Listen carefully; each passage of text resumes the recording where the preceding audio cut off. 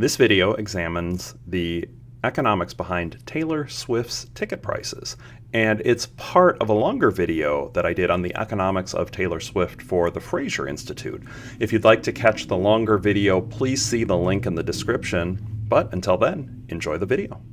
But first topic I did want to talk about, and I'll just ask the question, why doesn't Taylor Swift charge more? Looking at the screen, we see the ticket prices that are being sold. This is for SoFi Stadium in Los Angeles. The cheapest seat you could find at the time that this was taken, $387. Whereas you could have spent literally $4,500 for a seat. This is on the secondary market. The $387 seat up here, that's literally behind the stage, right? I mean, this is a very, very poor seat, and it still costs almost $400. But Taylor Swift was not charging anywhere near that amount of money for her tickets when she initially put them on the market. Why not? What would we expect to happen? Let's just talk about this for a little bit. So first, I don't know how much economics everybody's had. I'm going to assume that at least some of you have had very little to none. And so I've got a graph here, but I'm going to try to explain this all. But basic economics, one of the most fundamental things taught in economics is demand and supply analysis.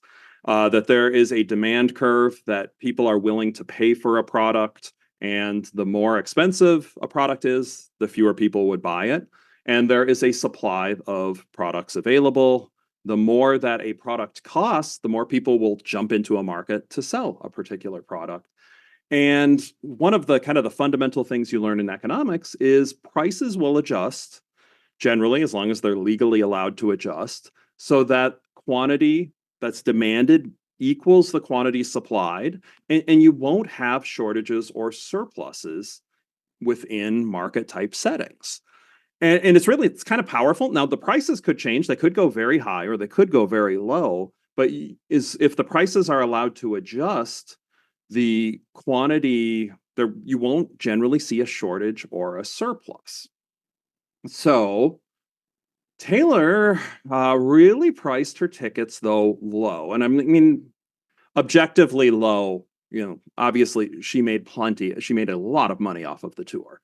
But when I say low, she priced them well below the price that clears the market, where there was no longer a shortage for tickets.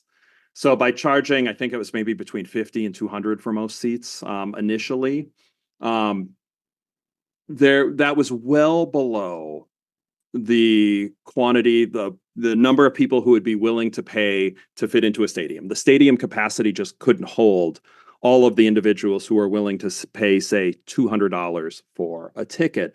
And so there is an enormous shortage. So what does economic theory predict will happen when there is a shortage in general? So if you have a shortage, there is a lot of pressure to push the price higher, right? Some people who didn't get a ticket are willing to pay a little bit more. Now, when you're dealing with something where the quantity that can be supplied goes up, you might have other people jumping into the market willing to sell. Here, we're stuck with the set amount of seats. So it's not like you could add more seats after to SoFi Stadium. So you're stuck with the set amount of seats, but as people want tickets, they're willing to go on, any of the secondary ticket selling sites and say, I know this ticket was listed for $200, but I might be willing to pay $400 or $500 or $4,000, as we saw in the previous case. So when there is a shortage, you expect the price to skyrocket. This was at Gillette Stadium in Massachusetts, where seats near the stage ran from $5,500 to one seat was listed for over $20,000. And this is certainly incredibly high, but the idea that because things were priced low initially, everybody got a chance to buy the tickets if they could somehow break through the system and buy the tickets. There were a lot of issues with that. But those who didn't get the tickets then were looking to the secondary market and willing to pay a lot more. And in fact, many people did pay a lot more.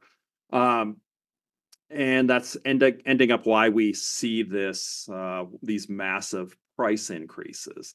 Another issue, why does the price increase so much?